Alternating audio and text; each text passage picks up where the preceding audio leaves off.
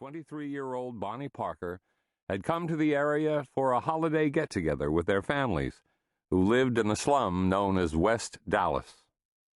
Clyde and Bonnie realized the local police would be on the lookout for them.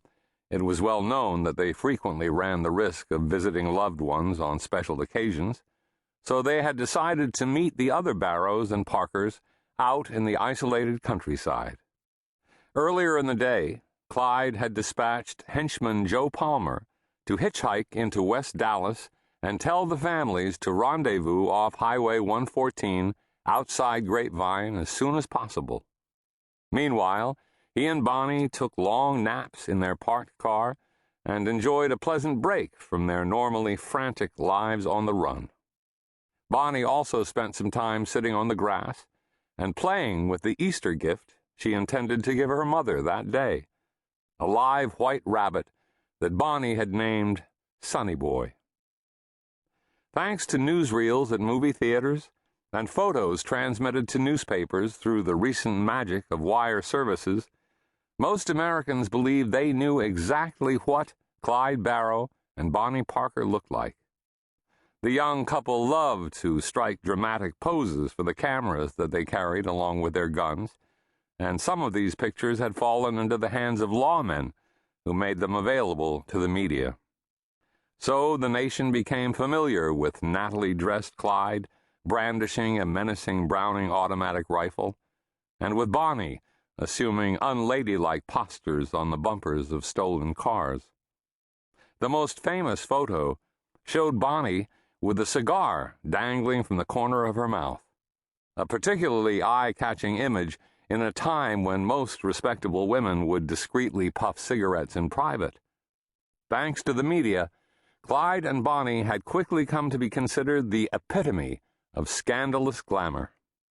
But in person, Clyde was short and scrawny, and Bonnie's looks were ordinary.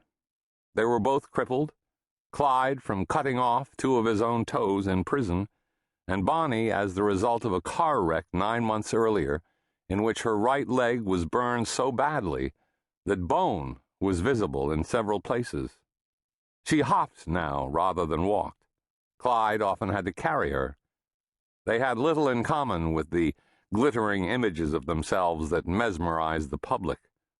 So, as the 2 patrolmen approached the ford, Wheeler and Murphy were relaxed rather than on guard.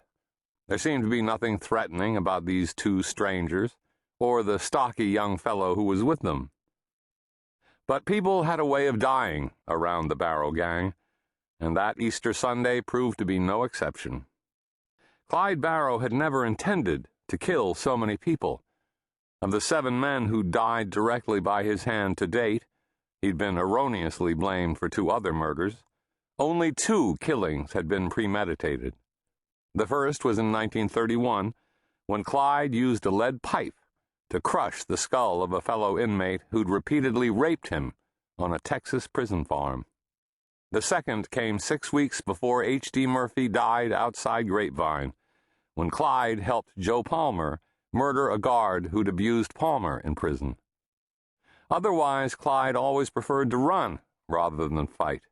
Previously, he'd even taken lawmen as temporary hostages rather than engaging in unnecessary shootouts, and he always released them unharmed. That was his intention when Wheeler and Murphy rode up. While Bonnie remained in the ford with Sonny Boy, Clyde turned to 22-year-old Henry Methvin, the 3rd Barrow Gang member present, and muttered, "Let's take them." But Henry, an escaped con who joined the gang 10 weeks earlier, misinterpreted his boss's instructions. Henry was always prone to violence, all the more so when he had been drinking. On this Easter afternoon, he and Bonnie, a borderline alcoholic, had indulged themselves with whiskey. As usual, when he was out in public, Clyde had abstained.